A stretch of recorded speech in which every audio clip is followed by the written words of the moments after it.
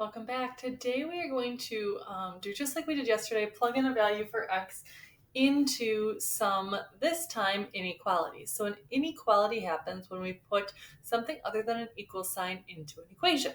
An equation has an equal sign in the middle. And an inequality is saying that two things are not equal, but we know the relationship between them. In this case, we're saying that negative x minus 2 must be greater than 3. And we want to check if that's true for a value such as 6. So what I would do is just like evaluating expressions yesterday, I'm going to put the 6 in for x. And in this case, it's negative 6, because there's a negative sign here, minus 2 is greater than 3. Negative 6 minus 2 is negative 8 is greater than 3. And in this case, I would have to say that 6 is not a possible solution to this answer, or to this inequality, because when I plug in 6, it works down to negative 8 being greater than 3, which just isn't the case. So we would have to say for this first one, 6 is not an answer. For the next one, if I try 6 minus 5 needs to be less than or equal to 8, this gives me 1 is less than or equal to 8. In this case, x equals 6 is a possible answer for that because it does give me a final inequality that makes sense.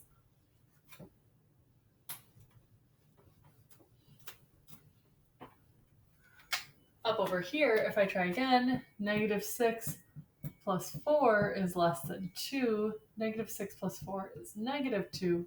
Negative 2 being less than 2 is an inequality that works. That one makes sense. Last one, 3 times 6 minus 5 needs to be less than 4. 3 times 6 is 18, minus 5 is less than 4. That gets me to 13 is less than 4. That answer does not work. So today in your packet, you have a page called Solutions to Equations and Inequalities. What you're doing is taking the number that they give you there and checking if it's a solution to this equation, if it's a solution to that inequality. Some of them will be and others will not. The other page I'd like you to do, and the digital activity I'd like you to do, is around writing expressions. So when we write expressions, we're thinking about using variables to help us display a situation. So for example, you pay $1.25 per pound for X pounds of apples.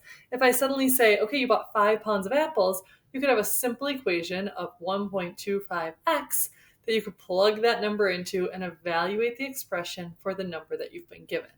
So what you're trying to do in each of these is to write out the expression that would allow you to evaluate that expression later when you find out what the number of x is. So Billy used a $10 bill to pay for an X dollar cup of coffee. 10 minus X would be how much change he gets back. I could give you any dollar amount for X. Say today he bought a $3.26 cup of coffee, and you could use that expression, evaluate it with the X value I'm giving you, and generate an answer to that problem. Good luck both with solutions to equations and inequalities, evaluating whether those are true or false, and then writing some expressions of your own.